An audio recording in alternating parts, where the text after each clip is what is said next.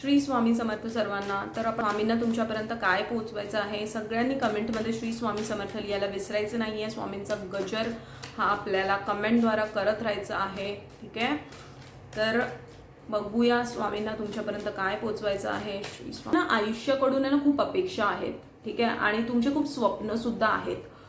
तुम्हाला खूप काही असं वाटतं की मला सगळंच भेटलं पाहिजे आयुष्यात. म्हणजे काय की लक्झुरी, कम्फर्ट, ऐशो आराम, ठीक आहे, पैसा, घर, गाडी, हे सगळ्या गोष्टी तुम्हाला हव्या आहेत ह्या लाईफ टाईममध्ये. ठीक आहे, स्वामी तुम्हाला हेच सांगत आहेत ना की त्या सगळ्या गोष्टी आहेत ना तुम्हाला ह्या लाईफ टाईममध्ये ना ते प्राप्त होणार आहेत. फक्त आणि फक्त आहे ना स्वामी तुम्हाला हेच सांगत आहेत की जसं बघा चांदीला कसं तराशलं जातं आणि सोन्याला कसं तपवलं जातं, तर कुठे ना कुठे आहे ना तसं तुमच्या आयुष्यात पहिले घडणार आणि त्यानंतर मग बघाल की तुम्ही सोन्यामध्ये कन्वर्ट होणार आहेत. ठीक आहे, हे तुमचं ना आयुष्य आता पुढे जाऊन होणार आहे. म्हणजे मला तुमची लाईफ खूप कठीण वाटत आहे, तर ती तुम्हाला स्वामी सांगत आहे की कुठे ना कुठे आता तुम्हाला तुमच्यावरती विश्वास ठेवणं गरजेचं आहे.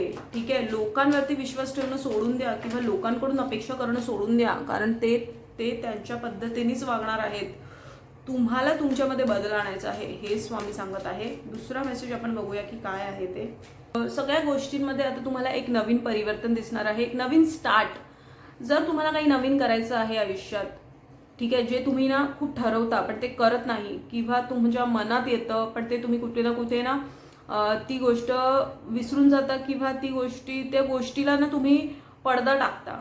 तर कसं स्वतःलाच फसवणं म्हणजे काय, स्वतःलाच फसवणं म्हणजे काय की आत्ता करतो ना, नंतर करतो ना, होईल ना, बघूया ना, ह्या सगळ्या गोष्टी ज्या आहेत ना, ह्या सगळ्या गोष्टीपासून तुम्हाला निघायचं आहे. कारण स्वामी तुम्हाला हे सांगत आहे की पुढे नक्कीच बघा जितकं स्वतःला फसवाल तितकं त्या गोष्टीमध्ये अडकून राहाल आणि आयुष्यात काहीच करू नाही शकणार मग तुम्ही.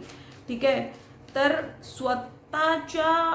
स्वतःच्या विचारांमध्ये ना एक वेगळेपणा आणा, हा स्वामींचा दुसरा संदेश आहे. आता तिसरा संदेश काय आहे ते आपण बघूया. तिसरा संदेश स्वामींना काय पोहोचवायचा आहे तुमच्यापर्यंत, तिसरा संदेश बघून घेऊया. तर काय, तर तुम्हाला ॲक्शन ओरिएंटेड व्हायचं आहे. तर तेच मी तुम्हाला सांगितलं ना की तुम्हाला आत्ता नाही, नंतर नाही, ह्या सगळ्या गोष्टी ज्या आहेत ना डोक्यात, त्या सगळ्या गोष्टी पासून बाहेर निघायचं आहे. तर आतमधल्या आतमध्ये फक्त विचार नका करत राहू, ॲक्शनमध्ये या, ॲक्शन ओरिएंटेड बना. ठीक आहे, पूर्ण स्वामींचे संदेश बघण्यासाठी चॅनलला सबस्क्राईब करा. स्वस्थ रहा, स्वामींच्या नामात आपलं मन रमून रहा.